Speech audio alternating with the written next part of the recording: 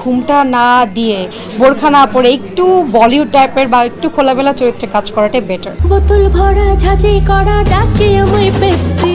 Definitely যখন কোনো project ভালো হয় বা যখন কোনো ছবি ভালো হয় তখন সেই কাজটা অনেক ভালো হবে, তখন প্রশংসা অবশ্যই পাবো যে এই ছবি যতটা ভালো প্রশংসা গানের জন্য আসবে। আমার মনে হয় যখন যে ক্যারেক্টারটা থাকে সেটাই প্লে করা উচিত। আইটেম সঙের জন্য আমার মনে হয় ঘুমটা না দিয়ে বোরখা না পরে একটু বলিউড টাইপের বা একটু খোলামেলা চরিত্রে কাজ করাটাই বেটার। আমি শাকিব খানের মানে আমার যে প্রথম জীবনে এন্ট্রি হয়েছিল সুপার হিরো, আমি সেখানেই শাকিব খানের ছবিতে কাজ করেছিলাম রবি টাইগারের সাথে।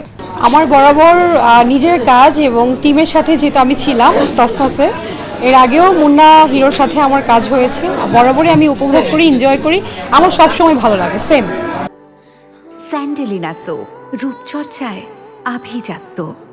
আইটেম গানের পিছনে কোনো গল্প থাকে না, একটা ফোকাস লাগে একটা ভালো গান। সো সেই ক্ষেত্রে আর কি মুন্না ভাইয়া আমাকে বলেছে কাজটা করলাম।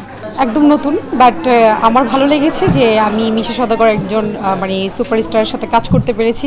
এটা আমার জন্য ওয়েল উইশার, একদম এই বছরের সেরা গান আমার।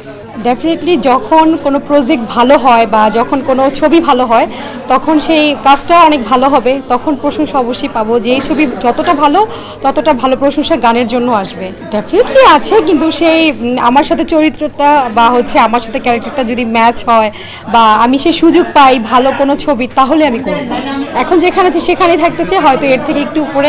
আসলে উপরে ওঠাটা এটা কোনো মানুষের ডেস্টিনেশন হতে পারে না, কাজ করতে করতে অভিজ্ঞতা শেয়ার করতে করতে তখন আর কি মানুষ উপরে উঠতে পারে, এটা হচ্ছে আমার মনে হয়।